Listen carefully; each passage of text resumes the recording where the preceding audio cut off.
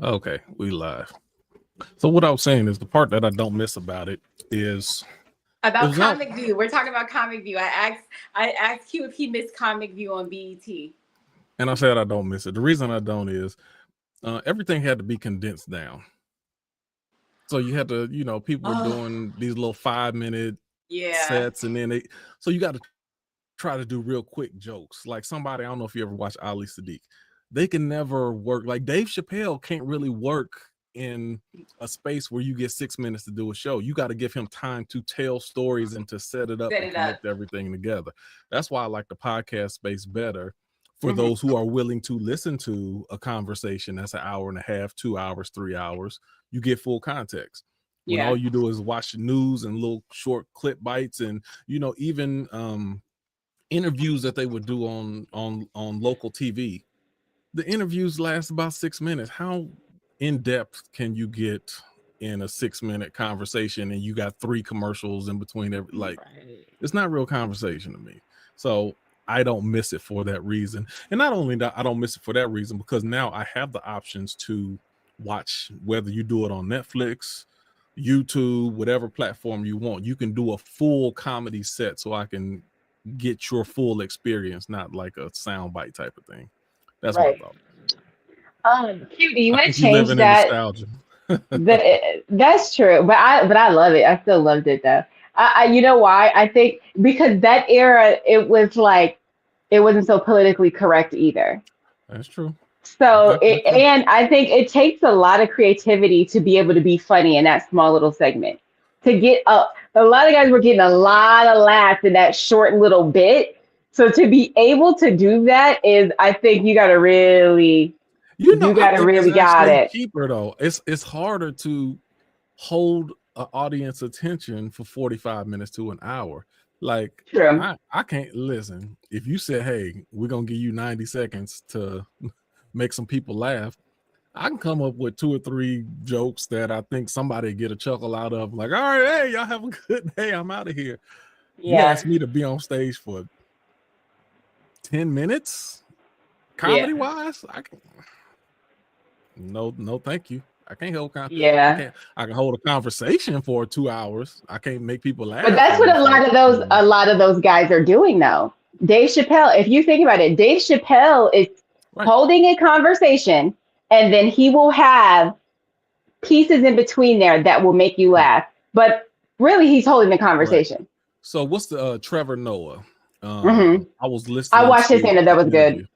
Yeah, he does. He had a couple of good ones, but he was he said Dave Chappelle had him opening up for him for a while, and he kept wondering.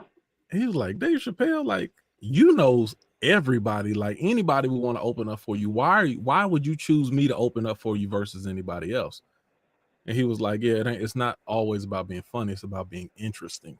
And he said you're interesting, and that holds people's attention in a different way than just being funny is. He said a lot of people could be funny, not everybody's interesting. I was like, oh, there you go. That's okay. Well, Q, do you want to change this title so people know what we're getting into tonight? We're getting into something different, y'all. I don't know if we can change it or not. No, we can stay with the hypothetical questions. I don't think we have. But it says finding self, finding your voice. We got to change it from that. Oh, okay. Yeah, that part. Okay. Because these are so good. These are just questions. We're asking. So today, y'all, welcome to Free Thinkers.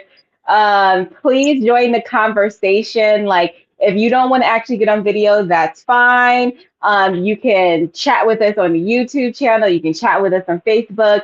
If there's something that we say that you like, don't like, find interesting, think somebody else might find interesting, please be sure to share it. Hey, share it in real time. Say, hey, yeah, they're talking about some good stuff here. Hop on this conversation, check it out. But go ahead, Q. I was just saying all that while you were erasing that. No, thank you. Thanks for getting that out the way. So I think today we're gonna have a really good conversation. Denise has some thoughts and ideas, and it kind of reminded me of a segment that we used to do called 21 Questions, where we would just talk about a bunch of random hypothetical questions. It didn't matter what it was, as long as it was a question. And you get the option to answer anyway. So that's what we're doing. We're gonna have some questions, and we're gonna ask and answer some questions. I think we'll probably have a condensed version. So if you want to get on, make sure you get on quick, because I think everybody out in these streets. So I don't think we're gonna be on here for a long period of time. Even though Denise do seem like she got a lot of energy. She bubbly and vibrant and all. Because I wasn't in person with y'all last week, so I am thirsty for some free thinkers interaction. Okay. Oh, thanks to everyone who came out last week for Free Thinkers. Oh, and What did y'all get into? Oh my god. I can't. You know what? I had to think about that. But let me tell you the star of the show. The food was the star of the show. Brent, Dirty Glove Midwest. That man made some wings and burgers that I have not had I mean, that was one of the best burgers I've had in a long memory. That was awesome. Wow. That food was great.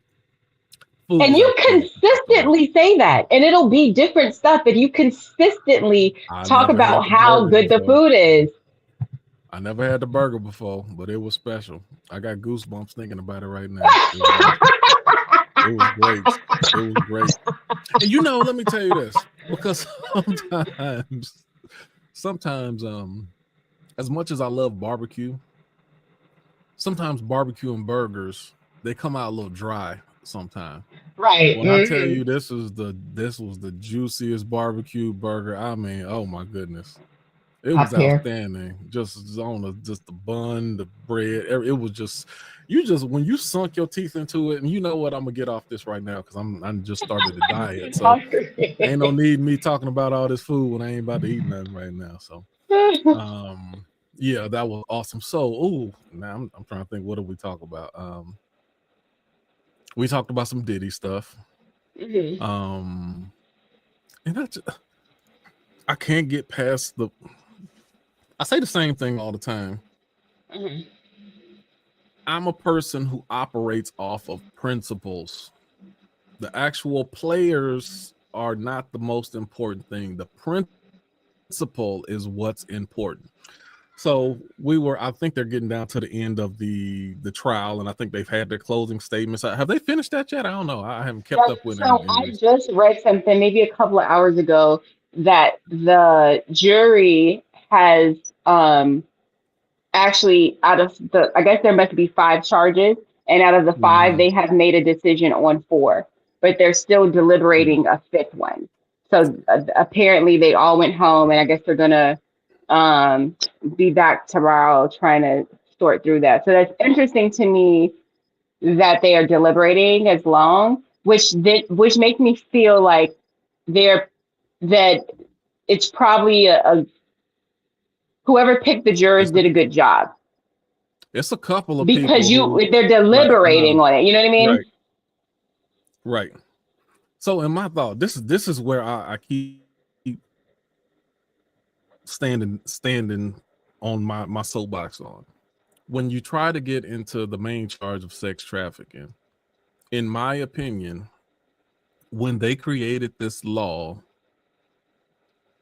the purpose of the law was not designed for rich billionaires who are in toxic, abusive relationships and like to, party in ways that most of us can't. I don't think that the law was designed for that. Right. The law was designed for people who are legally being prostituted, pimped out, transported against their will, or put in situations where they're in vulnerable situations. There's a lot of kidnapping goes on with sex trafficking. Yeah. And so for the people that's actually happening to, I think that's what the law was created for. I think it's borderline disrespectful for us to take the time to highlight this man's stuff when there is real stuff going on. It's Like literally people that have trafficking. been kidnapped, taken overseas, taken across, taken so far away from their family that they become dependent on their kidnappers, and they're forced to do sex labor and literal slavery. Yeah. And this stuff Yeah. goes on for real, and we can't get headlines on this stuff because we too worried about Diddy and other stuff. That's him. He's an asshole. Him and Cassie We're were not in a getting toxic, headlines abusive for that. relationship. He should have been Yeah. charged on battery charges. There's a lot of stuff he should have been charged on. But Mm-hmm. what y'all trying to charge him on was not the intent and the purpose. And I think that a Right. lot of jurors are going to see that. But I think it's a gross abuse of power of the law when you're trying to attack, because that's what's going to get the most time. And they do that all the time. As much as people don't like R. Kelly, him and his young girlfriends going from Chicago to Indiana, that's not sex trafficking. You should have put his ass in jail back when y'all seen the original videotapes. And now y'all trying to make up because the documentary came out and they're like, well, he's still with young girl. Well, technically we can get him on sex trafficking because he went from Illinois to Indiana with, like, that's not what it's designed for. So a big part of the conversation or the argument that we were having was based off of people arguing, well, that's what the law says, so that's what it is. In the history of our country and a lot of countries, how many unjust laws that there are. You can't say just because there's a law in place mean that it's okay or it's the right thing to do.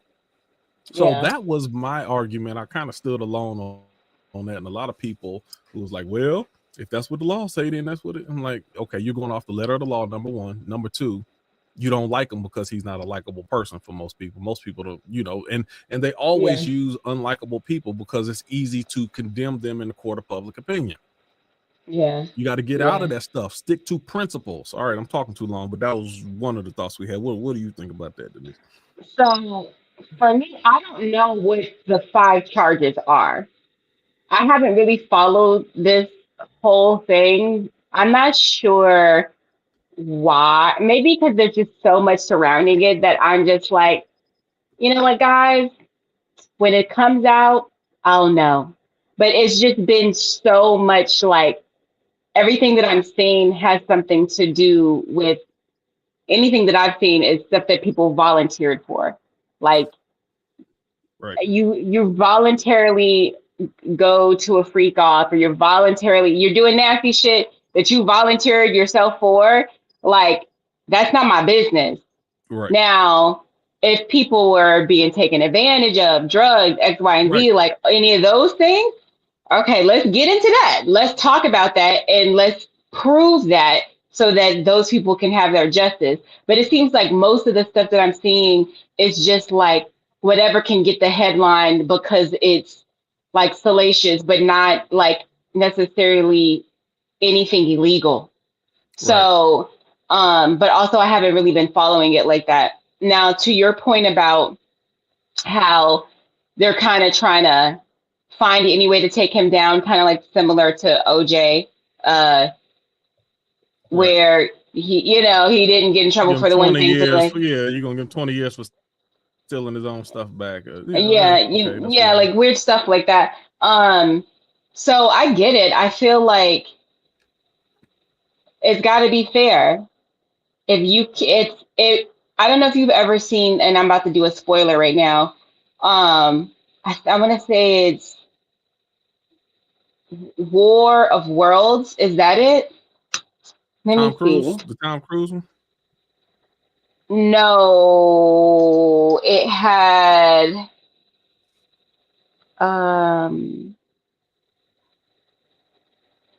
there's this, I can't remember it, but it's about, I'll look it up later, and I hope to get the name later. But it's about this guy who's like some kind of agent. I don't know if he's FBI or CIA or whatever the case may be. No, it has Nicolas Cage in it, and Nicolas Cage is an arms dealer. Oh, I do remember that. Oh, hold on, I gotta get Lord of War. I love that movie. It's Lord of War. Yeah. Okay, Lord of War, for those. I don't want to spoil it, but I have to for this It's been scenario, out for okay? 10 years. And you know what? It was a movie that a lot of people didn't see, and it was like, it was so good. I tell people all the time, like, that's one that you got to go back and see. But anyway, I know what you're talking about, whatever you Yeah, say. So go ahead. actually, it's been out 20 years, 2005. That's crazy. Okay, so Lord of War with Nick Cage. He is an arms dealer, okay? And as you're watching this movie, you see how many people play a role in illegal, highly illegal black market crime, okay? Right. And there's this guy who's after Nick Cage, and he's on his every move because he is determined to get him. And Right. so there were times where he could have got Nick Cage under some other stuff, but it wasn't going to Uh-huh. be quite fair.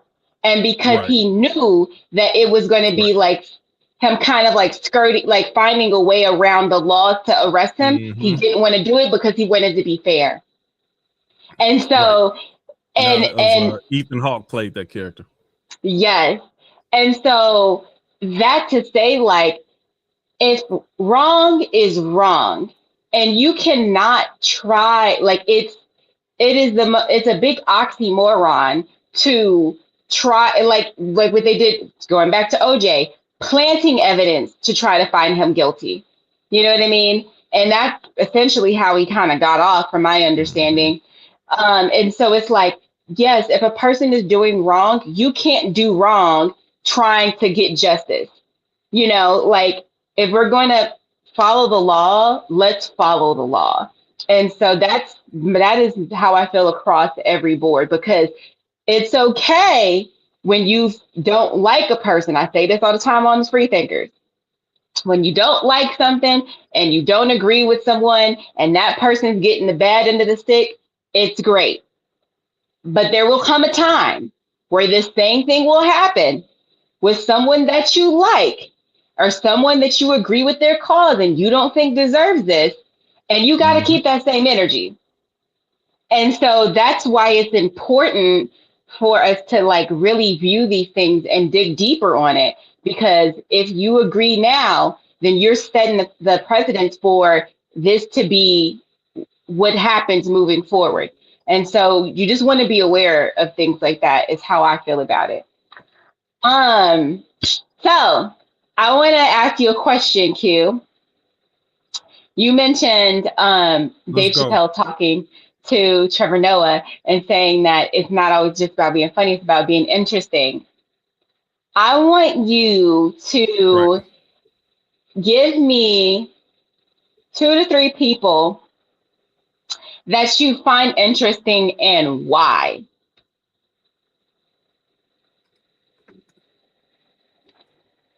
2 3 people that I find interesting, and why.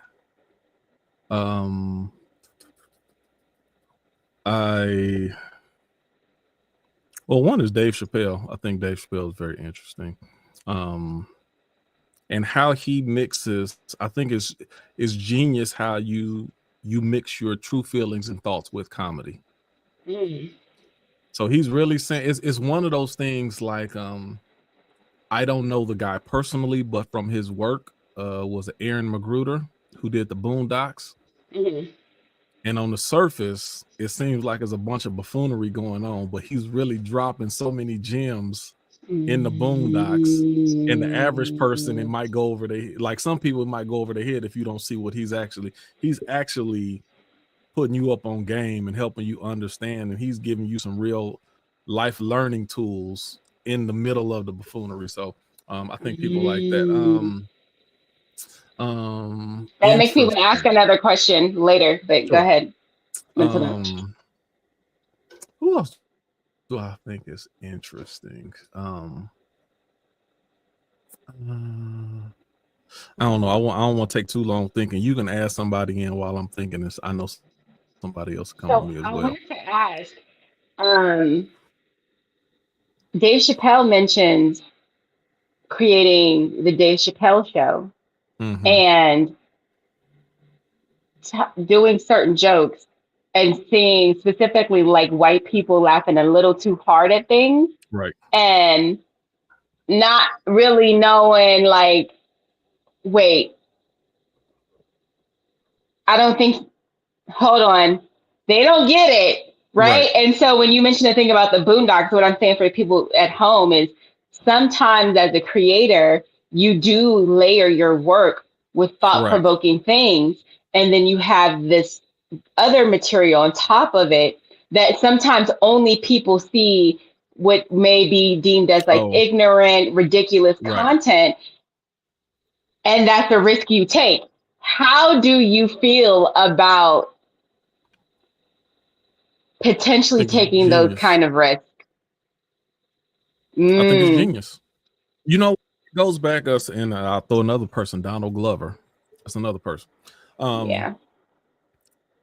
And the reason I think is, there's a certain special type of creativity where you can layer, you can have a surface conversation, then another conversation that goes deeper than that, and then even having a deeper meaning behind that. And maybe the reason those things interest me, or those people interest me so much, because uh, I'm a big follower of the Bible. And the Bible is full of, you got a surface story here, but there's a much deeper meaning to what that means Mm, there. And even within the deeper meaning, then there's other things that you can pull out individually. How can this story that happened this long ago have an underlying meaning? And not only that, this is where the layers come in. It also has a special meaning for you individually. And that same story that mm, had this meaning to me in my 20s then has a different meaning to me in my 30s. And then in a different meaning, I'm like, oh my God, I've seen this story 15 times. And now so even me being a lover of the Bible, whether I believe that it's 100% true or infallible, whatever the case, the layers and the depth of it is amazing. okay, Did so I that answer makes your sense. question? I might not even answer your question. I'm sorry. Well, I guess my question was around maybe the dangers of the fact that there will be some people who just will only Oh, interpret okay. that piece. I think it's beautiful that everybody can interpret it. I love the fact that it's not Interesting. there for everybody to or I mean, like Bible say, Jesus would say that in parables all the time. He who hath an ear, let him hear. And he would speak in code. Ah, because it's It ain't designed for if you everybody. want to know, Mm-hmm. if you have the desire to, maybe you won't get it all the time, every time completely the way it's intended. But if you actually have a desire for that knowledge, you'll find it. And if you don't, you won't.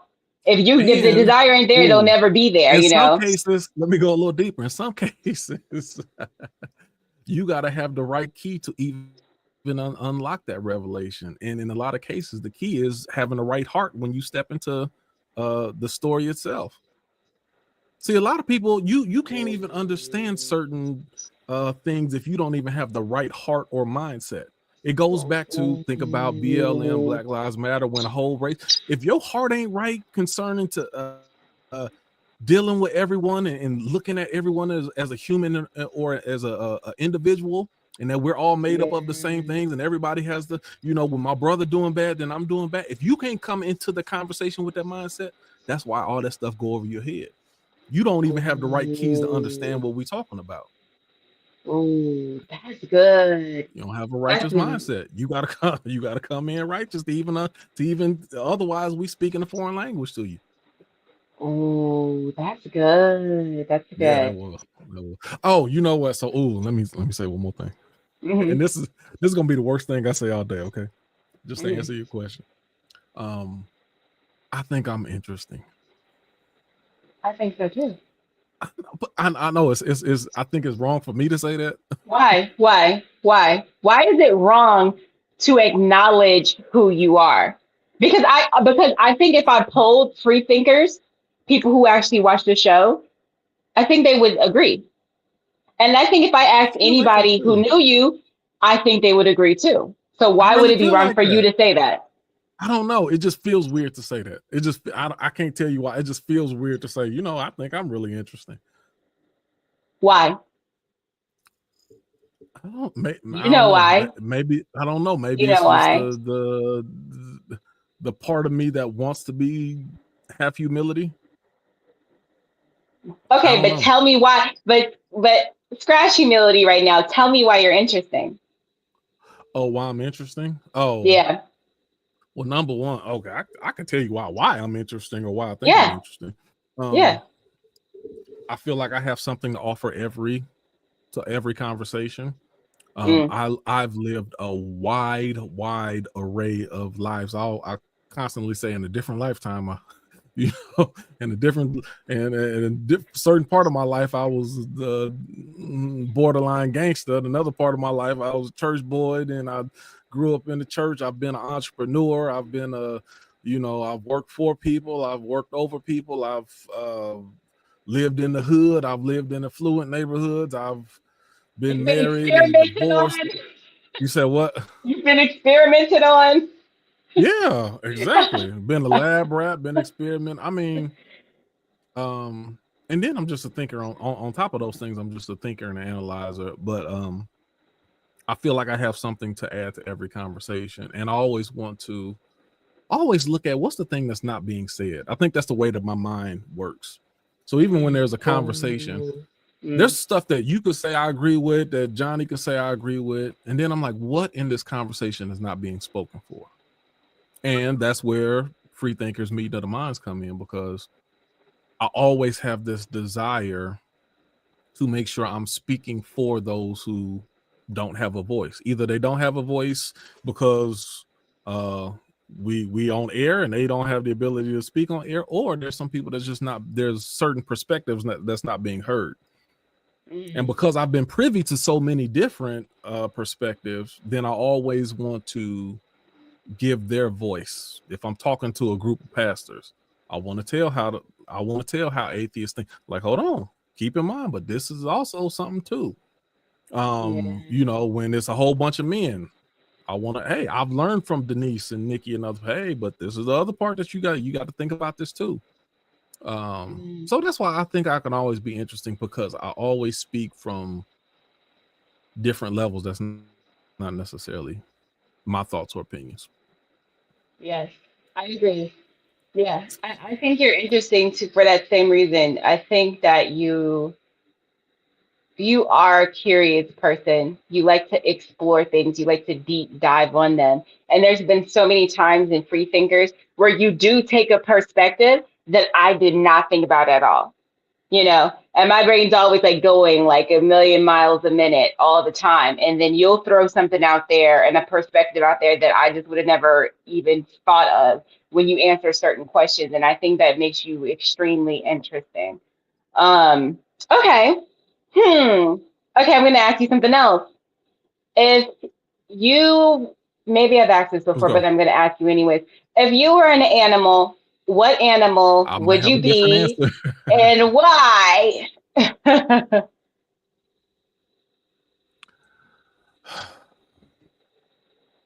So, And then I'm going to ask you me, this question again from a different perspective.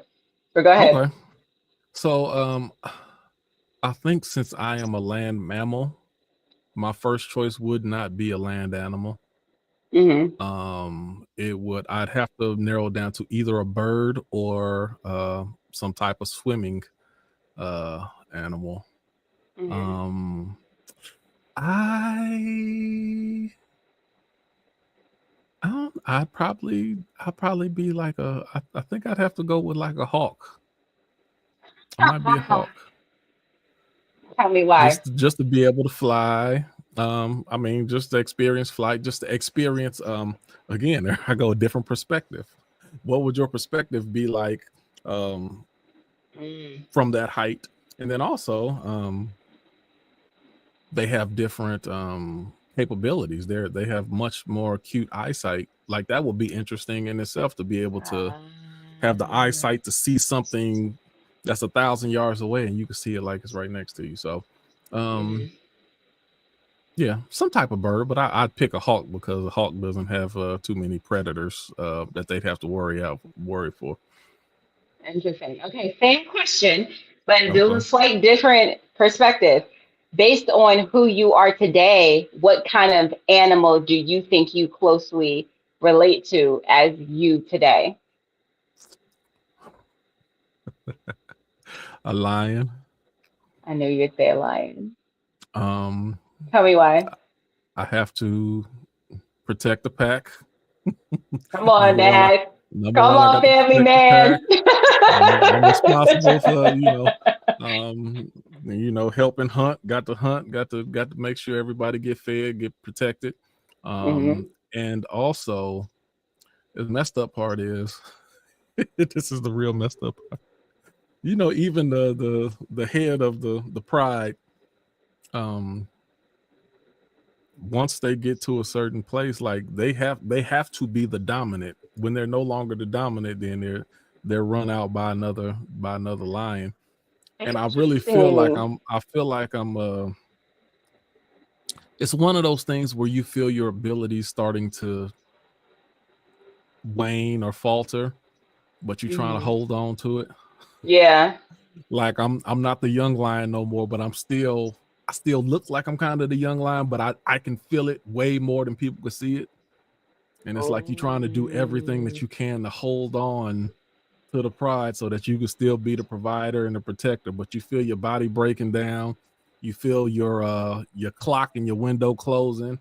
You don't know how much longer you can do it, but you don't want to show any weakness either. So it's one of I feel like I'm an older lion trying to hang on to the pride as long as he can, and it's almost like you're trying to keep up a facade. It's not like you trying to, but you kind of have to in order to. Yeah. It's weird, but those are the thoughts that came to me when you asked them. Okay. What is your relationship with aging or I getting feel old? like Well, there's two questions. What's your relationship with aging and what's your relationship with getting older? It's almost the same question, but it's almost not. Aging, I think right. you know, I is feel more like I physical than am anything. right. The getting older part. The getting older part doesn't bother me only from the standpoint of I feel like I need to reconcile in my mind um, death and the afterlife and what that means to me. That's what getting older reminds me of. It's just a clock. Yeah. You don't have a lot of time. What are you going to do with the time that you have? What should you be doing with the rest of the time that you have? Are you currently making the right moves with the amount of time that you have? So those are questions. Aging, I've been aging for a while. My body, I did a lot of sports and my body has been breaking down for some time now. I feel that I'm 1 foot in to my midlife crisis right now. Okay. Because people say, you hit the midlife crisis in your 50s, and then I'm like, no, average person. If I live to 80, then I'm already halfway past. This is my midlife. I'm transitioning over to the older phase of my life. And you got to ask yourself, are you ready for that? And not just are you physically, are you financially ready? Are you, mentally ready? Are you all of that stuff? So it's a lot of questions with not a lot of answers to them. So you better have your faith and trust in something. Otherwise, it'll drive you crazy. Oh, cute. That's so good. I gotta say this. I'm about to get real vulnerable. Like I am at that age where I find myself looking at younger women and like going back to a place in my head where I was like, Mm. damn, I remember when I was that age. Like, and I remember like what that was like. And like, and like, I wonder if I was, they speak sometimes when I see younger people, they walk around kind of so like aloof, Right. like even, how they carry themselves. And I wonder, like, was I like that? Like, and how am I presenting now? And you know what I mean? Like all, kind of have this like kind of esoteric questions and moments. Maybe that's how we landed here today. But it is interesting getting older. It's interesting aging. It's interesting, like my niece is about to be 14, and that's like Right. having any children in your life in any capacity, whether they're like you're a teacher or they're your cousins or nieces and nephews or your kids, like they are truly the time marker. When I just think about my life, I'm like, oh yeah, I'm still 25, whatever, you know what I mean? And then when the kids start getting older, I'm like, oh, Right. wait a minute, because I you were can't be just born. 25 because they Right, right. I can't be because you're in college right now. So right. what Yep. happened with the time? And I was changing your diaper. So this is crazy right now. Um, and so it is interesting to think about that and think about the shifting of roles, and what that means.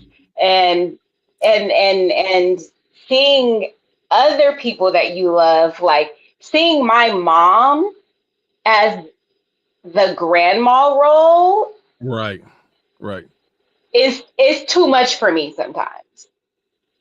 You know what I'm saying? Because we know what the natural progression of Right. everything is. And so you're like, oh, you're grandma now. Like you are the Right. mainstay.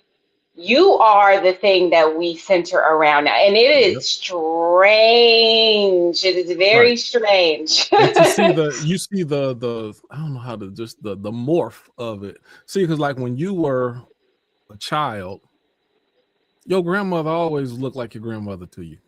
Like Yeah. they always look like grandmother and your mom, but to see your mom look like your mom and then transition into your grandmother, you like, I remember when she wasn't a grandmother. I remember when she was my, and then it hits you like, oh, I am the age.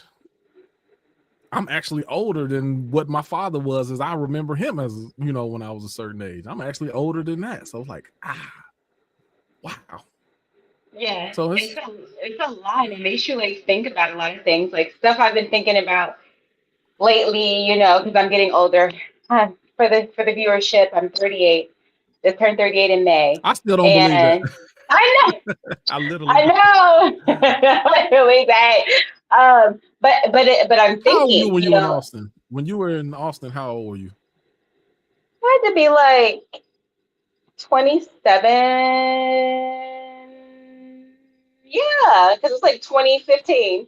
So I'd be like 27, Wow. 28 ish. Yeah, and that's Yeah, in or my something mind, like you that. keep saying, like, if somebody asks me how old Denise is, and she said it a few times, I'd be like, oh, I think she's what, 30, 31, 30, 30, 31, something.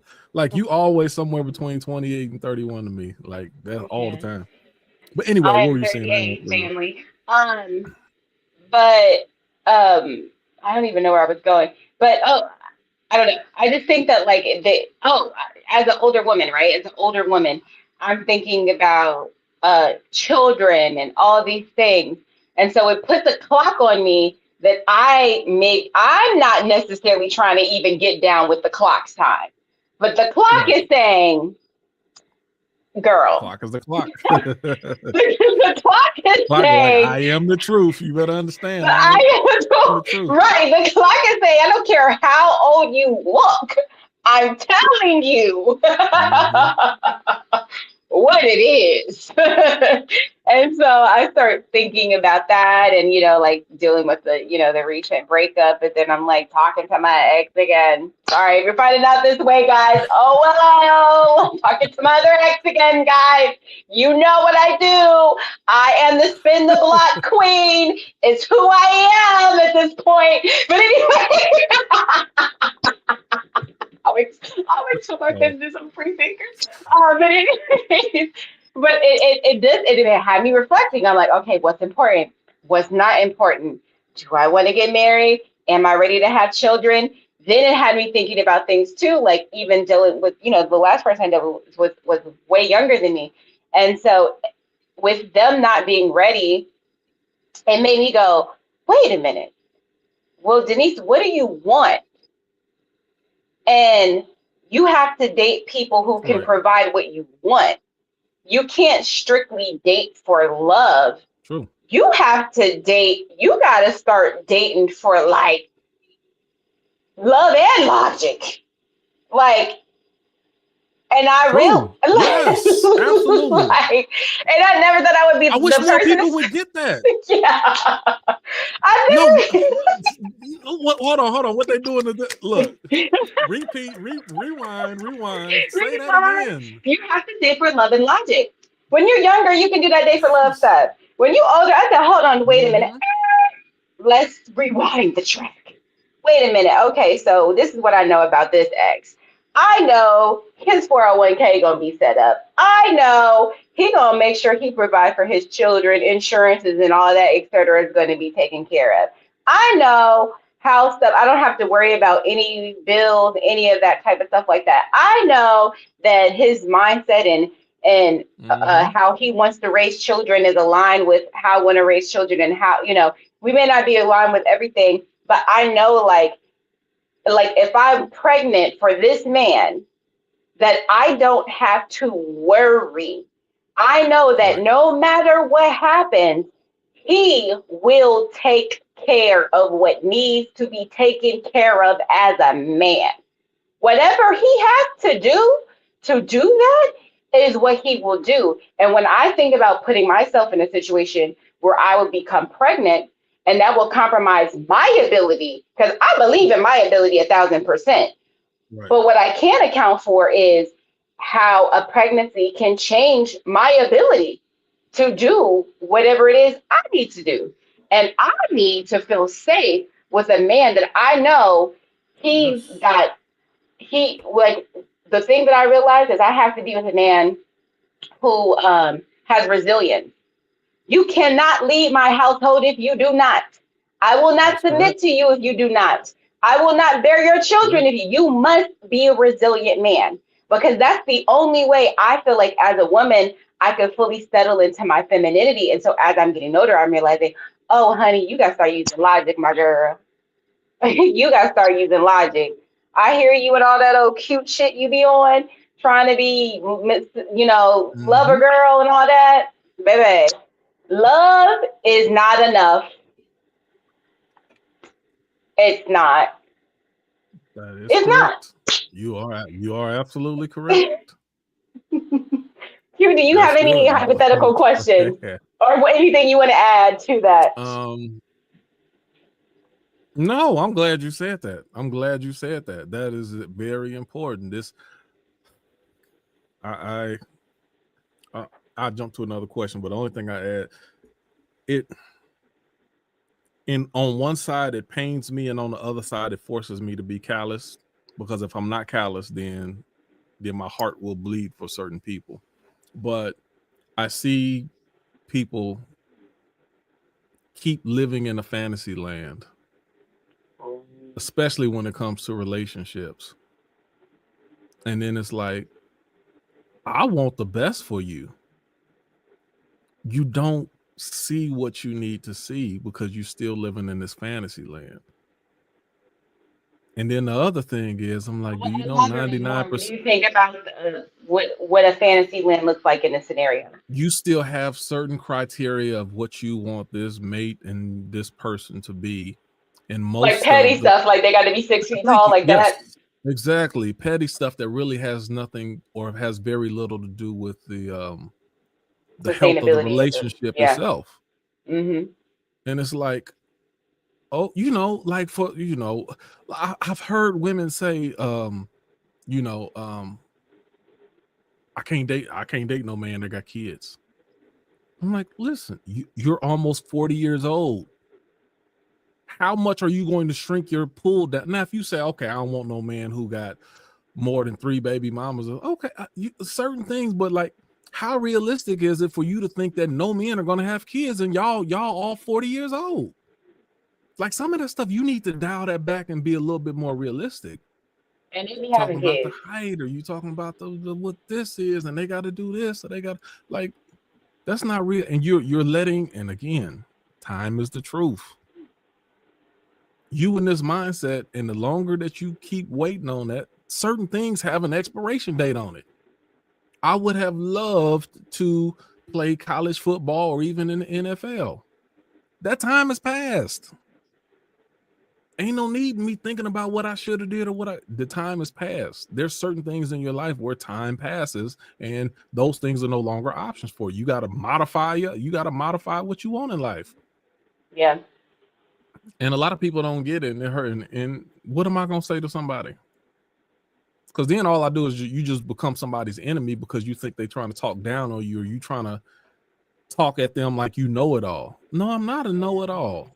I'm telling you that all the relationships that you think, oh, they look so cute, they this and that.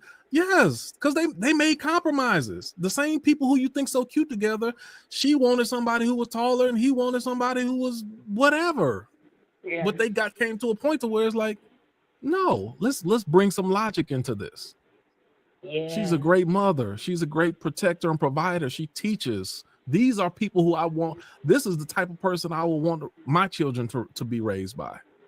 Come on. He's not impulsive. He keeps a job. He thinks things through before he these are. He has a certain level of tenacity. He's patient. Those are things that you don't always see on somebody's top 10 list of what they want in a relationship, but those things are important. And you need to start modifying those priorities at a certain point. And when people don't, now listen, I'm gonna be okay with it, but don't turn into that bitter person, that bitter man, or that bitter woman. And I see a whole lot of people. See, I moderate a show in a singles group.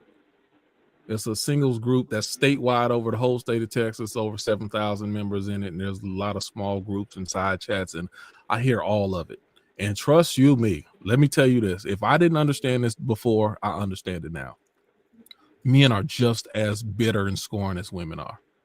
I wouldn't have thought that 5 years ago, but now men are just as bitter and scorned as women are. Trust you me. Yeah. They are. Anyway, I start going off on a tangent again. I don't even know what we were talking about.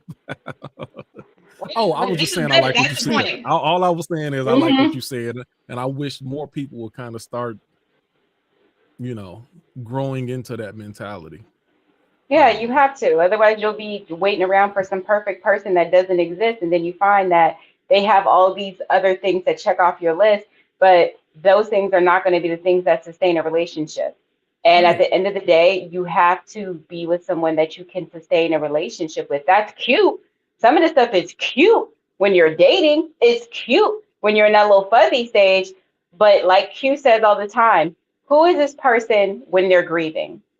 Yep. Who is this person when they lost a job? Who is this person when they're under pressure? That is who you are actually dealing with. Who you are dealing with under perfect conditions is not the real them. Anybody under a perfect conditions can be the everything you want and need, but let some stuff start going wrong in their life. That's when you really get to know. Okay. Everybody loves the sunny days. Everybody. Okay.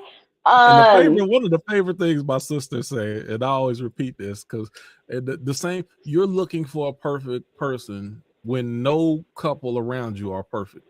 None. Now, and what she say is, even when you're talking about Facebook, she's like, you sit up there looking at pictures and you see how happy people are on Facebook. You're looking at a couple's highlight reel. Facebook, Instagram is highlight reels. They showing you the highlights of their life. Every time look like they're on vacation all the time. They showing you highlights.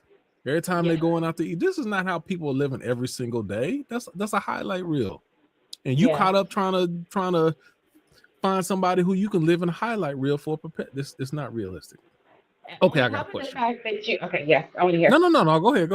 I'm going to say that on top of the fact that a lot of people have commodified their relationship or trying to, okay? Because keep in mind right now, being a couple, because there's so many people who aren't in relationships right now, and there's so many people who are like, I feel like worldwide people are actually starting to sign up for matchmakers. It's gotten that bad. So that's something that I do want to get into at some point, probably not tonight. but it's gotten so bad that people are starting to sign up for matchmakers, not just in the US, but like overseas and things like that, because people are so desperate to find, not desperate, I Now, don't what want to say does desperate. Matchmaker? Is that a specific site? It's called No, Matchmakers, or Just they're just just in? signing in general. They're signing Okay. up to deal with matchmakers in general, actual matchmakers to help them find someone. Because even Oh, it's a person like yeah, in between that. Oh, like yeah, Hitch, the Hitch. yeah, and so but I'm saying all that to say, like, a lot of the relationships that you see on the internet, they are making money from this. Hey, you know what? So I should do how something like that. That's a good idea. and then get this, you got the people who are doing that. Hmm. I could probably make money off this, and then they're doing it Mhm. because they're trying to get a following. But guess what? It ain't real, baby. Nope, not at all. If this is how I make my money, guess what? You better smile in this picture. Y'all could just finish arguing. They may have went on vacation and went their separate ways. They may have filmed their content and went their separate ways, but because that's how they make money, they have to continue to put the Yeah, smile on and do the X, Y, and Z I stuff. don't see You how it could never actually work. Yeah. you never want to compare yourself to what you're seeing. When you I would say when you trying to manifest or you praying to God, don't say like so and so. Because you don't know what so and so had to get or do to get there. You better be specific in what you want and need and keep it at that. If anything, say how so and them might appear to be, but you don't want to be asking for something and not know what you really asking for. Okay, I got a question, and then Mhm. tell me, redirect me if I'm. This is my thought though. Even what you said, like with matchmakers, I'm trying to think, like, would a woman really even respect a man who's using a go-between to make a connection? Like, if you can't introduce yourself without the help of somebody else, like a woman, it would seem like it's hard for, like, okay, they might like the idea of it, they may want somebody, but how much will they really respect you? Like, how much would you respect someone who didn't walk up to you? Hi, my name is John. I noticed you over there, such and such, such and such. I think you're beautiful. You want to get lunch, something, whatever it is. You want to get lunch sometime, or whatever it is. You have to. Part of being a man is you stepping up Mhm. to the plate and swinging the bat, taking the I can chance respect for that. an acceptance or a rejection. But I when you can got respect somebody that. who already set it up for you, I just feel like women wouldn't really respect you the same type of way, because somebody already coordinated for you without you taking the risk of being rejected, or taking the risk of you not even putting yourself out there. It seems like, I don't No, know. I don't I know. would respect it. Let Would me that tell you take points why. away? No, because Okay. one, I would think one, you're paying top dollar, more than likely, more than likely, for a matchmaker, for a person to take their time and Okay. their business is built on this. That means you got to be something serious. You must be serious about trying to find a mate if you're willing to pay someone to assist you. That's number one. So you're serious, hopefully. Okay. Number two, it depends on what your job is, right? If you're Mr. So and so, where you throw yourself into your work and you have no downtime, and then the downtime you have, you don't know where to find a person, like you don't know even where to Okay. start. You know I what can I see mean? But that like part. of the kind of quality that you want. Sure, you can go to the bar, but Yeah. is that the kind of woman that you want to date or man that you want to date? It might not be. Sure, you can go to, the museum, but somebody gonna be locked arm with somebody else, more than likely. People ain't just showing up to the museum alone. So it's like, how do you even find the type of person that you're interested in dating? And if you don't have the time to just be going through people and people and people and people, and you want to zone in and consolidate and try to find someone who matches your interests, who matches your lifestyle, you might get a matchmaker. I can And I see can it. respect it. I can respect it. I be watching the matchmaker show, so I see how it goes down. A lot of the times Okay. these guys yeah. I see parts of it. I see parts of it.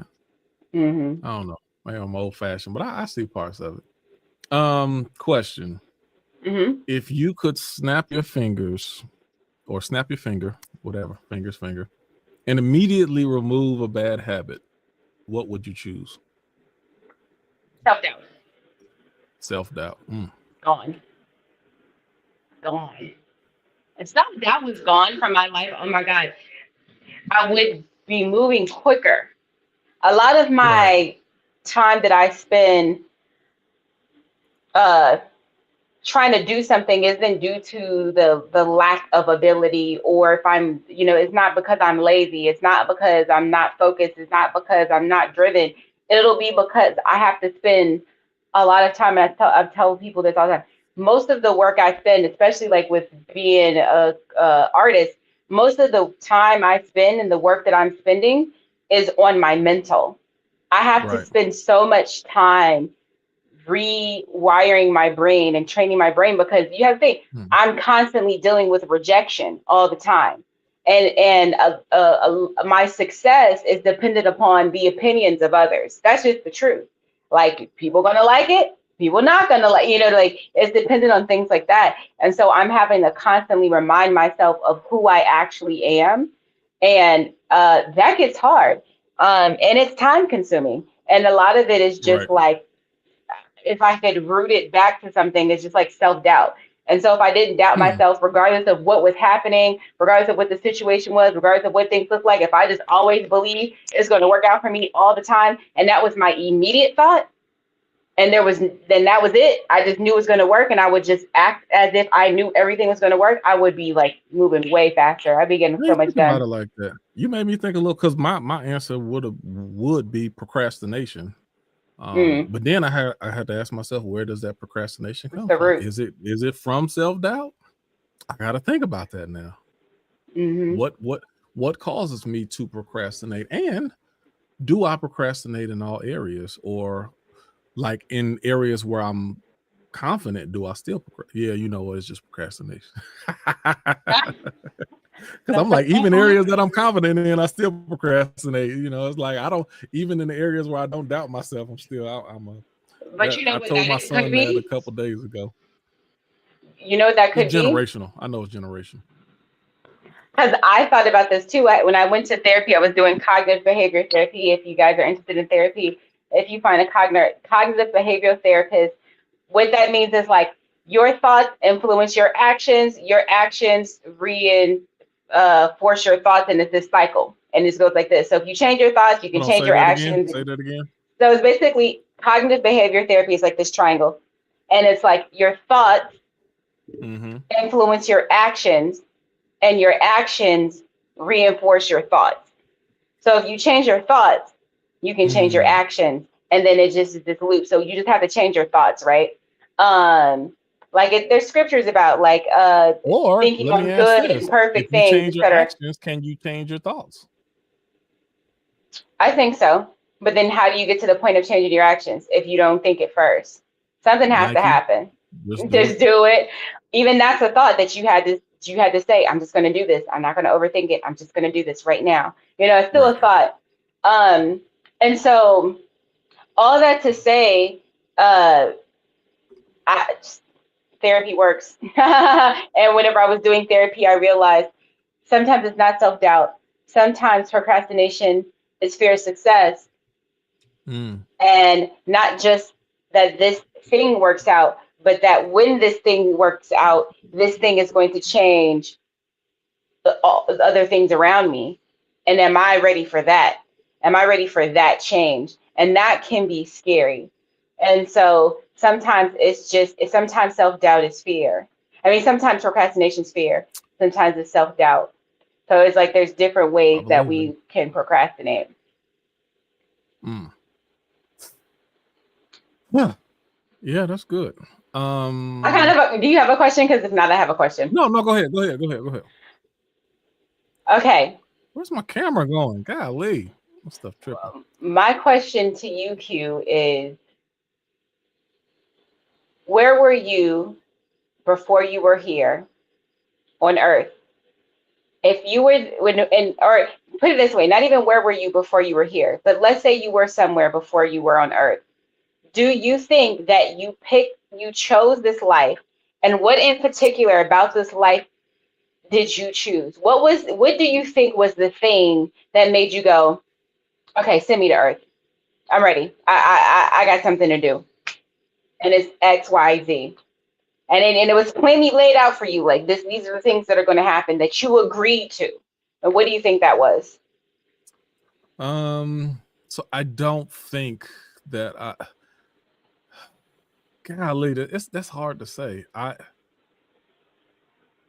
don't think me as an individual or entity chose this. Let me say it like this, and maybe it'll answer the question. I believe we are all a God collective or a piece of God. Mm-hmm. And I believe I am God. And dang, so then that kind of makes it like I did do it. But not in this specific soul. I don't know. It's like weird. I'm kind of going in circles right now. But I think God wants to have every and all experience. I don't, what's up with my camera? It keep going out. I just think that we're all God, and God is like put us almost in capsules.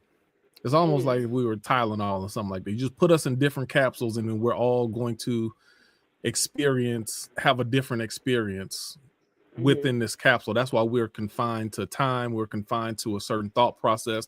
We're not privy to the entire connection of who we are with God. But all as individuals, if we all connect, then we can get a wider scope of who we are as gods. But it takes, in order for you to gain that, it takes for us connecting with one another to get a larger, the more that we connect with one another, the larger we'll understand the scope of who we are as gods. I feel like I'm talking in loops. That's a hard one. You know why? So I'm gonna say two things. But the first thing is I met a guy once, and I was just like very moved by what he was saying. And I was like digging deeper on my like relationship with God, and I was like, how are you like maintaining this like connection with God? Because I could just feel it like exuded off of him. And he said, if you want to know God, talk to people. Yes. That's what he said. Go to prisons, do that. If you want to know God, you talk to people. And it blew my mind in a way, because it made me understand how valuable connection is, and why there is such an attack on people being connected, and why there's a lot of divisiveness. Because if we were connected, there would be so many things that we would unearth, and so much knowledge we would have. Like like all these sicknesses, diseases, etc., like all these things, there would quite literally be a perfect world if there was no division. But because there is division, here we are. That goes back to the Tower of Babel, when everyone was going to come together and say, hey, we're going to build this and go up to the heavens. And God in the story confounded their language and broke up their language, because they said, if they do it, then they will.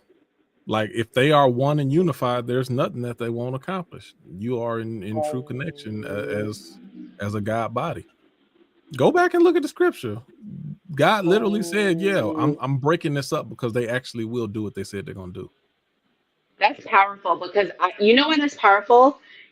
Because you interpret that scripture in a way that I've never heard anyone like really interpret it. It was maybe like, oh, these people are just doing some foolishness. But I've never heard anyone say it the way you say it, which was like, no, God knew what was up. Right. God knew that they were capable of doing exactly what they came together and said that they would. And that's powerful. It is. That's so powerful. That's insanely powerful.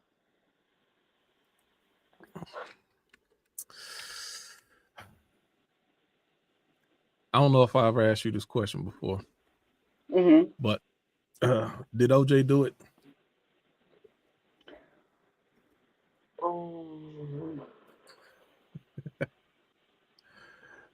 You know what? I would want to watch interviews of OJ prior to Nicole Simpson's murder to get a Point of gauge. reference. Oh Right. yeah, a point of reference of like how he talked, Right. his personality. Because if I kind of looked at how he was after, which is all I really know, because when that was going down, I was like 7 or 6 or something like that. So I don't even.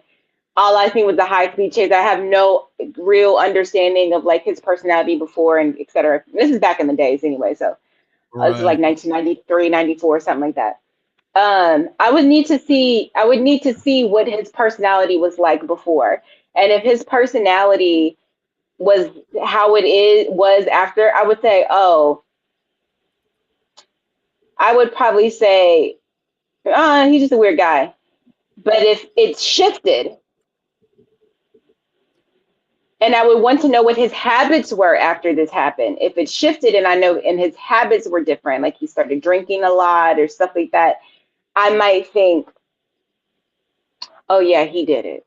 So it just really depends on I need more information before the fact. And then there's of course the rumors and stuff like that. So it's hard for me to differentiate like the rumors and that situation. So I am not sure. I need more information. What do you think? You know, I don't think he did.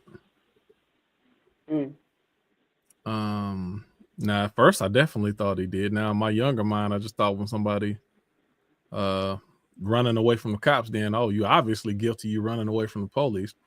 But no, I don't think he did it. First of all, there's a couple of different ways to look at it. Now, when you talk about just because a person is an abuser don't mean that they have the ability to be a killer. Number one. Number two, she had already been in relationships with other people. It was known for a while that she was in relationships with other people, and he didn't do anything to her at the time as well. Oh, see, I didn't know Also, that. I didn't know when that. you talk about the type of the way that she died, it was like gruesome. It was gruesome, but then it was certain things like how she was literally almost decapitated. It's certain things that you do. It's like, I don't know about that. And then on top of that, it's one of those things to where if a person is guilty, why do you need to go out of your way to plant and suppress and add things that's not there? Like there's no reason for you to put gloves anywhere if the evidence and the DNA and all of that is there. There's no reason to do it. Now I kind of like I'm gonna send you something. I'm gonna send you something after this. Judge Joe Brown, he gave a breakdown on it. After you listen to it, then you be like, oh wow, I guess that's what happened. But you know what? I don't think he did. I don't think he did. I'm not 100%, but I don't think he did. Now I'm gonna ask you a question. That makes me question. So for the LAPD to be so invested to the point where they're planting evidence, that then makes me wonder if whoever did do it was really connected. And you know what I mean? Mm-hmm. This may be a short answer for you. I don't know because you are younger. But what do you remember, or do you remember the day that Tupac died? Was there any memory or recollection of the day Tupac died, or was that too young? That was too young for you. Probably this is like what 1996. Yes. So I'm like 8 or 9 or something. I think I was 8. I don't think my birthday had passed yet. So I wasn't 9 yet. but I don't know if I knew the exact day, right? Because you're a kid, so you just hear Right. about it, like whether Mm-hmm. you're at church or school or da da da da da da. And the only thing that I remember, the biggest thing I remember is I remember who told me, and I remember them distinctly saying they say he faked his death. And so for me, when I processed the Tupac thing, I never really processed it because I kind of Oh, processed it with this hope of maybe he's not really dead. right. So that was, once that was introduced to me at the beginning of even knowing about it, and so that's my story about it. What about you? Well, for me, oh man. So first of all, I was the biggest at that time. I was the biggest Tupac fan. There was Tupac was Damn. rap music. It wasn't nobody else. I listen to Scarface sometime, but Tupac, I listen to everything. My friends would be like, every time we get in the car, Q, it's other music besides Tupac. We ain't gotta just listen to Tupac all the time. That was everything. So yeah, when he died, I remember so specifically. I was getting ready to head to work. I was working at Burger King. It was must have been a weekend. Must have been a weekend, either Friday or Saturday, because I don't even know if I was old enough to work full time. I was like either I was like 16, going on 17. I still had a worker's permit. I could only work a certain amount of time. Oh, And I really? knew he got shot the first, he got shot the first time, and then he got shot again in Vegas. And then I remember specifically, I'm just getting ready to go to work. I'm down the basement getting ready to put my clothes on, getting ready to go. And they put the picture up. And on BET, they put the picture up, the 1971, 1996, and you know the picture they put up when it's a Mm. memorial picture, and I just dropped. I was like, no, that can't be. And all I remember, I was in a daze. I had to go to work. I almost didn't go. I'm like, I don't know if I can go to work, but I just remember going to work, and I was just in a daze the whole time, and I just couldn't believe it. And that stuck with me for like a long time. That was with me and Aaliyah. I was like, I Um, couldn't watch her videos. Like it was, I cried.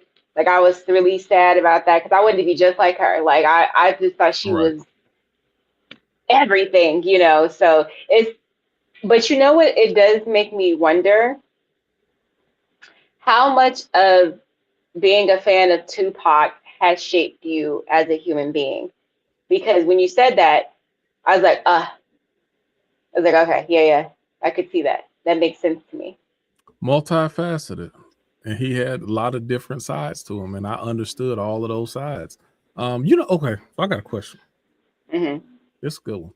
So, what would you give me your top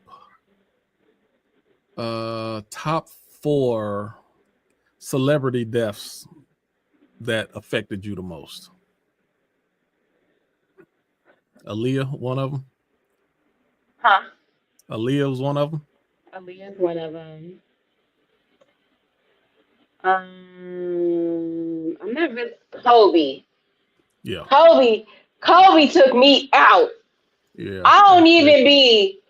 I that's why it's taking me a while to think about it because for the most part, it don't really once the Aaliyah thing happened and I was so young when it happened, I was a teenager and then it was followed by 9/11 and just life was I was like, what is going on? Like the very next week was 9/11 after Aaliyah died. So it was just like Right, that was a lot.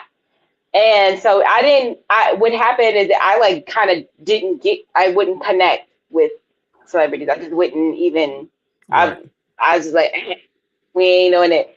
Kobe, that shit, that fucked me up. I Yeah, can't, it was definitely Tupac for me. I don't know the four, but three of them. Tupac, oh, Nipsey too. Kobe. That fucked me up. Who did? Nipsey, Oh, and you know what? that fucked me up. I didn't know Nipsey.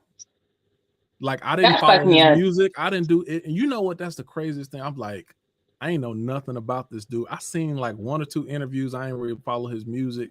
And then I didn't go back and listen to his music till after he died. And I was like, oh man, I missed And it. you would like what he stood for too. You would like what he stood for. He Oh yeah, had like, no. I've gone back since yeah, then. I am the biggest Nipsey fan post. I've gone back, watched all his interviews, his documentaries, listened to all his. Right now, I probably, as far as rap go, I listen to Nipsey and Nas more than anybody else that I listen to right now. yeah. Nipsey's that But guy. Like, at the time, I was like, huh, it was. Oh, but Chadwick Boseman, that was the other one. Like even like my Facebook picture is still a picture of the Black. yeah, the I Black put that up Panther. there Yeah, when Chadwick died, and I ain't never changed it since. Yeah, that was just there the whole time. yeah. Those were the three. I'm trying to think. I can't think if it was somebody else that. But those are the ones that stick out to me the most. Yeah, those are the ones that stick out to me. Nipsey, the reason why Nipsey hit me so hard is because the thing is, I didn't listen to a lot of Nipsey's music. I really, I was a huge fan of what he stood for. I just like he was to me like a version of what of a Tupac, like Mm-hmm. with him going back and buying up the Right. neighborhood and creating businesses and keeping them in the hood. I went to like Mm-hmm. before he passed, I went to the Marathon store. I still have my Marathon shirts. Anytime I'm going to Right. mixing or mastering, I wear my Nipsey shirts. Like like, and he had like a STEM program. He was trying to teach kids about cryptocurrency like early on. Right. He was like really, he had a strong desire He was a for teacher. He his was people. definitely Yes, yeah. You can see in all of yes, his interviews, he's always trying to teach, always teaching constantly, and that's definitely a part I yes. connected with. And I love that about him. And then there's just and just the whole concept of the marathon and like not giving up on yourself and keep Right. going when things get hard and like just all of that. And then there was a song Double Up Oh yeah. when all I was listening to Double Up after all my people died. I had those 3 deaths in that 9-month time period, and I would listen to Double Up, and it would just get me through. Somebody was like, never let a hard time humble us. That was my mantra. That was my mantra. And I would just tell myself that all the time. And in that time period, he died too. I was cooked. I was like, this is the song that's getting me through. And then this person dies too. It was just like, it was too much for me. But I have a question. No, go mhm. ahead. Go ahead. But yeah, but definitely like if you have not investigated Nipsey Hussle, what he stood for, what he was about, his entrepreneurship, how he cared about his community, how he stayed in his community and let the people be Mm-hmm. able to see him and touch him so that they could be inspired by him, listening to his music. Like if you have not, I would encourage you to please do that for yourself. Okay, I got a question. Mm-hmm. Do you think God checks some people out early as a favor to them in order to immortalize their legacy? Because let's be honest, some of these people, if they didn't die young, then they wouldn't be thought of in the way that they listen. Martin Luther King would not be thought of in the same way that he is had he not went out the way he did at the age he did. How old was Martin Luther King? 38, 39. Ooh, ooh. I never knew that. Yikes. Okay. And think about people that's right beside it. If he lived to 70, 80 years old, his legacy would not be the same as it is. You know what? Because too much stuff. Like, do we hold Jesse Jackson in the same regard or in a similar regard? We respect some of the stuff that he did, but we don't. Most older people don't get immortalized in that type of way. I think some of that's behavior too. And then there's a certain respect you get after death. So there's certain things people won't say about you. Um, like you said, protection of the legacy. I think it's one of two things happening with the 3 people you just named. It's one of two things. Either they knew they were going to die young or they spoke it into their lives. Right. Because all 3 of them, you heard it in some of them Nipsey raps. You definitely heard it in the Tupac raps. And I'm sure Martin Luther would. I've heard people say that he would No, say. I've heard it in his speeches too. In one of his last speeches, he knew it was coming. So either they know, well, I don't say. Well, but Martin Luther or King they wasn't spoke it speaking into them into their right. He just knew he wasn't speaking. He's like, I love to live a long life like any longevity has a place, but I'm not worried about that right now. He was like, I'm seeing the other side, and we're gonna get there. Dang, where my stuff go? But I don't know. It's hard to call it. I feel like all three of them have. I feel like all three of them have said that, and it's either you knew or you said it. I don't know which one. I can't call it. I cannot call it. And maybe that is what drove them. It's because maybe they knew they had limited time. But all three of them all stood on the same principles. Right. They definitely said that about Tupac. Fretch would say Tupac knew he was gonna die young. That's why he just kept making more music. And he talked about, hey, after I'm gone, this is like he already had a lot of that stuff orchestrated on what he wanted to happen after he was gone. But that says a lot. He was what, 25, 26? Yeah. And you know what? Like, in my opinion, and like I said, I'm an all-time Tupac. If Tupac was still alive today, I don't think he would be considered one of the greatest rappers of all time if he was still alive today. I think he would be it would be more about what he represented, because I believe he would have went into more community work and building. And then, like, he definitely would have done the acting. Everybody says, oh, he would have done more acting, but he would have definitely, because he comes from the Black Panther lineage. Right. So the whole idea of building up the Black community, that was a big part of who he is. So I think he would have been and again, that gives you the opportunity to be torn down too, though. It does. And he was very vocal. And this was the 90s. And there's no other form of media to. Man, you think about him trying to make it through cancel culture and trying to make it through the man, they would have ripped him apart. They kind of still try to do it. They kind of retroactively try to put some on his name. Right. But a lot of people won't be going for that. Like, like, and that's one of those things. Gail tried to throw them little comments out there about Kobe and people wasn't having it. Like that was some of the sickest stuff I've ever. That was sick. I was like, but you know what that is? And this man's death, where he was proven innocent, by the way, and then you tried to ask his friend, and then when she told you where she stood, you tried to then double down and be like, oh, well, maybe it's because you're his friend, you can't see that. While she's in the middle of grieving, his family's grieving, they've lost a young child. I was just like, this is salacious. That's somebody, you can tell when someone's like you said, how Tupac or Nipsey, sometimes they're a voice for the people. There's other people that's being a voice for the other side. And she was being a voice for white people. And I'm not saying it in a way that I'm trying to be mean about it, but I'm saying it in a way that, why is my son screaming down there? I'm saying, Lord Jesus. I'm saying it in a way that like in the same way I say I talk about things and I'm like, what's not being spoken of by this group of people? At that point, Gayle King was like, well, there's a lot of white people who feel blah, blah, blah. So she was going to ask the questions and speak to what a lot of white people may have felt about Kobe. And it didn't turn out well for her. That was insane. That was some of the most disrespectful stuff I've ever seen in my life.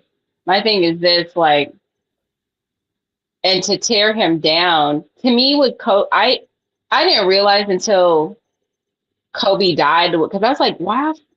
Like, I watch a lot of Mamba mentality content, like, like that self-belief, that determination, like that's the type of stuff I train my brain with, is with Mamba mentality. Mamba mentality has gotten me out of a lot of stuff, and gotten me into places where I need to be. And so I respect that.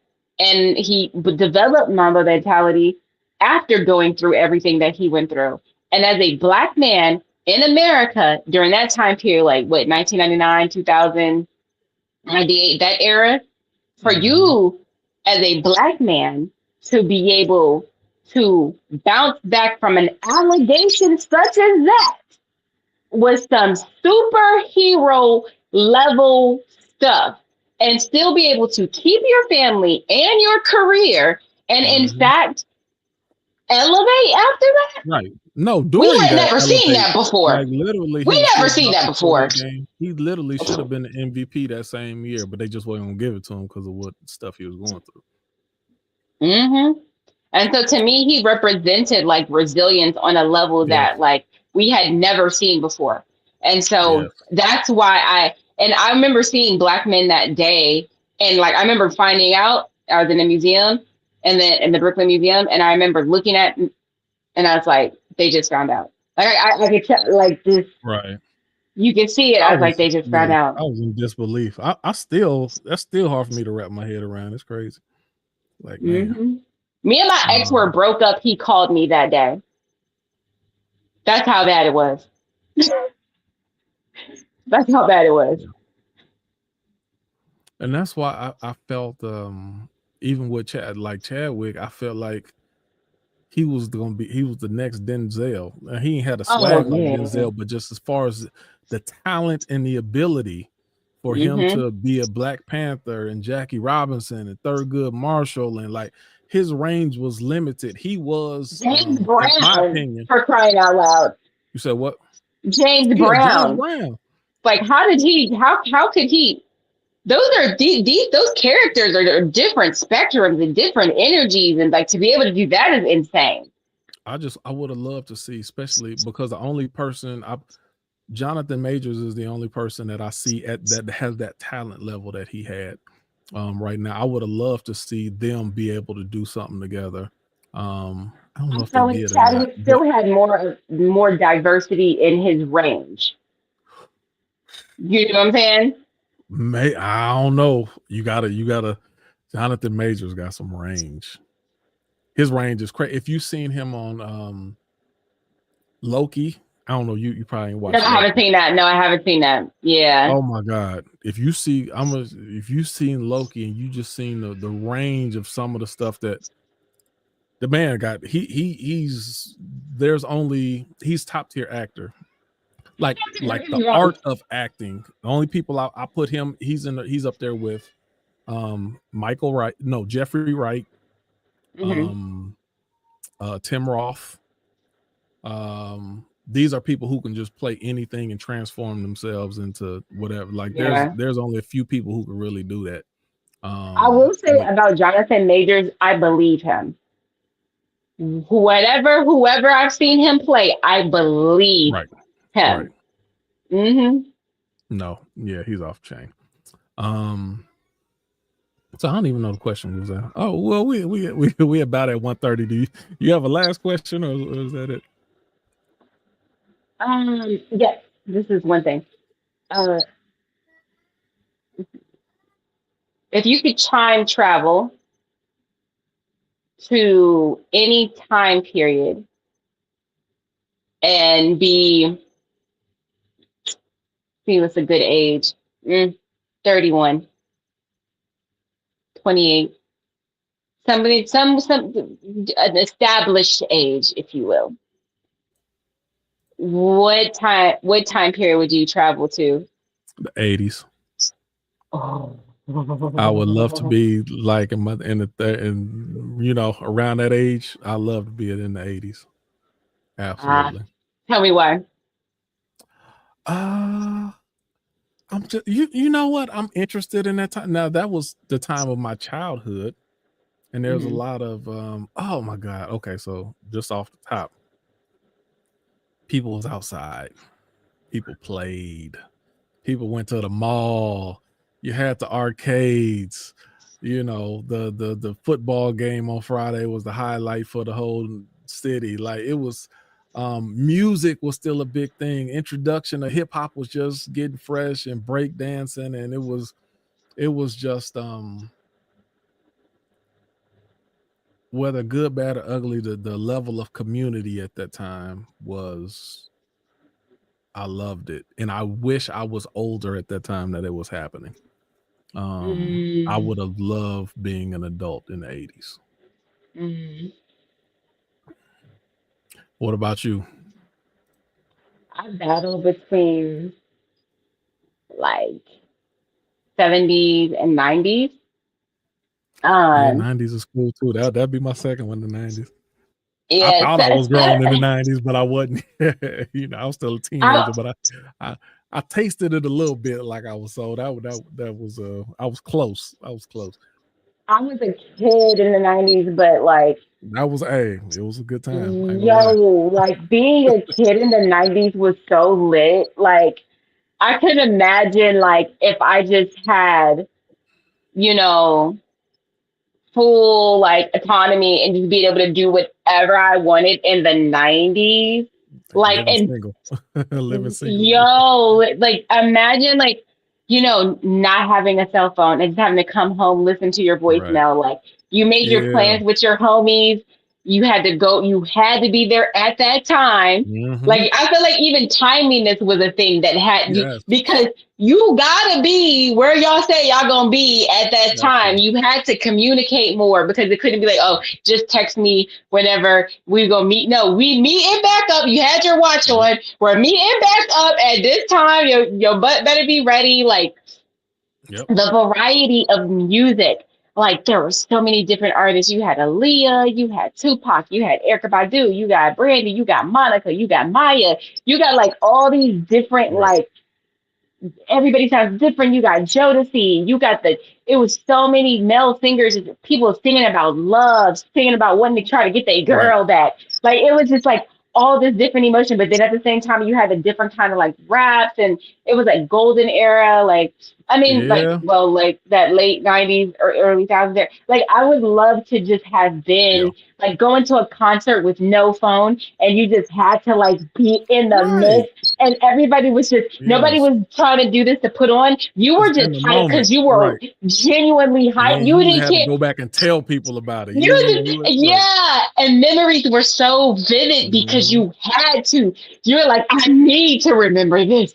You're like, I gotta remember this. This is crazy. And even your ability to describe what you saw, like I remember going to school after watching like Vince Carter put his whole arm in the rim and like being like, yo, did y'all see? Like and just all day long, just like talking about like an experience like that. I just remember the days where you had to wait to be with people and discuss some crazy matter that happened and like imagine just like being an adult in that during that time period. It just seemed like everything was fun.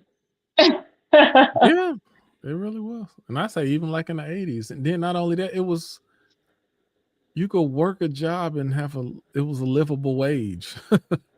Like you could be didn't a like I don't think people one-person realize now household. like America is squeezing people dry. And when I say squeezing mentally, if people really knew how much stress and weight was on them mentally just by I need to be able to live.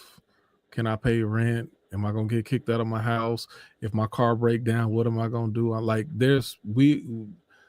The average person is so desperate right now, but we don't know it because this has just become normal for us. Like struggle is normal. Even when I say struggle, I'm not even talking about like you poor. The middle class is fighting to just to stay relevant.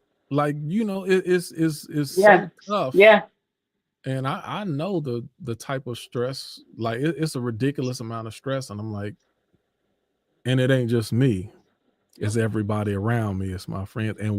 And most of it, we're not broke people, but when you aren't broke, then you get less resources and less help, and you just make it harder and harder.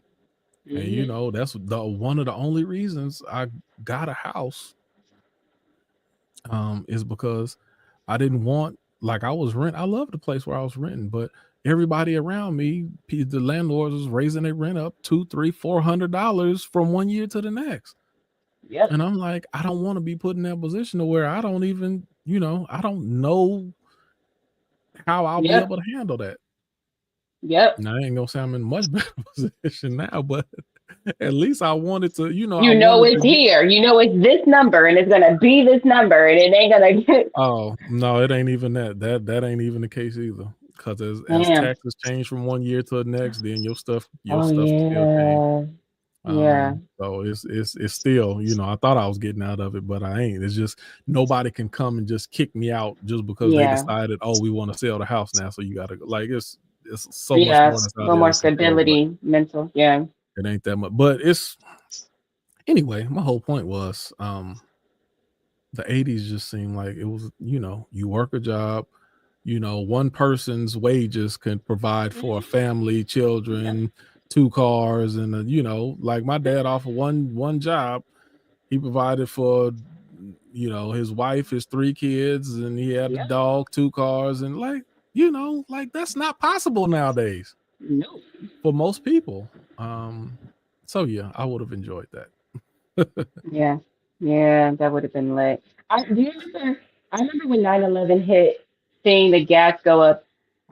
If I'm not Oh yeah. mistaken, gas used to be under $1, or it used to be Yes. like 89 cents to like 108, 109. Like Right. that's I think it started getting to the dollar amount after 9/11. But I remember gas being like 89 cents like a gallon or something like Right. that. So I started driving in 1998. Mm-hmm. Illinois gas would go anywhere from 90 cents to 109-ish. 2001, I was living in Austin. I just been to Austin a couple of years. Gas would fluctuate between 114 to 125. Mm. That's where gas was anywhere, sometimes it go down to 105, anywhere 105 to 125. That was the range. 9/11 hit. Went up 275. Then it went up to the 3s, and then I When think the it dropped wars back. happened. Yeah, but then it dropped back down like to 225, 230. It's like, I'm like, okay, so when is this going back down to 125? I don't get that. Like, if all of this stuff is over, like, and it's one of those things like, oh, they'll actually pay this amount for gas. Okay, so we can keep on charging them this one. Even after the scare is over and there's plenty of barrels of oil, but we see, and that's why I hate anytime there's any natural catastrophes or stuff go on and the price hike. I'm like, y'all understand these prices are never going back down to where they were. Once they figure out how much you are willing or able to pay, they'll do it. Mm-hmm. They're gonna keep you right there. Yep. So, we got to, and well, we had this food shortage, or we had this, or it was an oil leak, or whatever. Once it goes up, they'll bring it down a little, but it'll never ever go back down to where it was. They'll find so this is what I believe, my personal opinion. I believe that they push it up as far as they can before the people scream or there's an outcry. And once they say, they keep doing it, and then once people, it's too much. Oh, okay, this is their limit. Okay, now we ain't going back down here, but we'll bring it down a little bit level to see just how much can we squeeze out of them to where they're still willing, to where society can still operate. And we get the most out of them and give them the least. Yep. So yeah, that's my thought. Well, good conversation. I think I don't know how many. I think we got to quite a few questions. We got some questions. We fulfilled the goal. You got anything, Denise, before we get out of here? Yes, I have a new single coming out called Wish I Never Met You, July 12th. Yeah, make sure y'all get into that. I will be dropping it in Freethinkers, of course, when it is that time.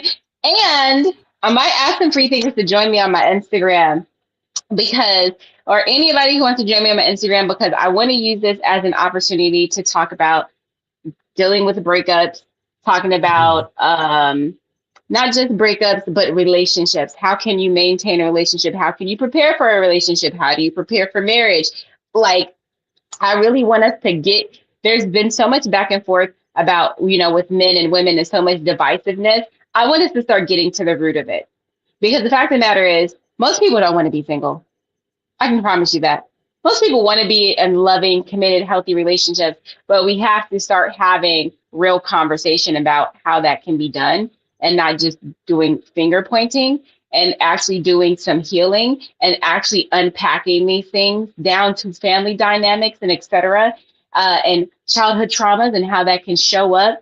So I do want to get into that. So I'm going to be doing that during the whole entire rollout. So if you're interested in having that kind of conversation with me, let me know. Oh, Q, I'm definitely invited because because you're interesting. Really, I really do. I want to bring that conversation over to my Instagram because people need to hear some real truths, and we need to start healing so that we can start building our family. Because the fact of the matter is, having these single family, like it's not sustainable, y'all.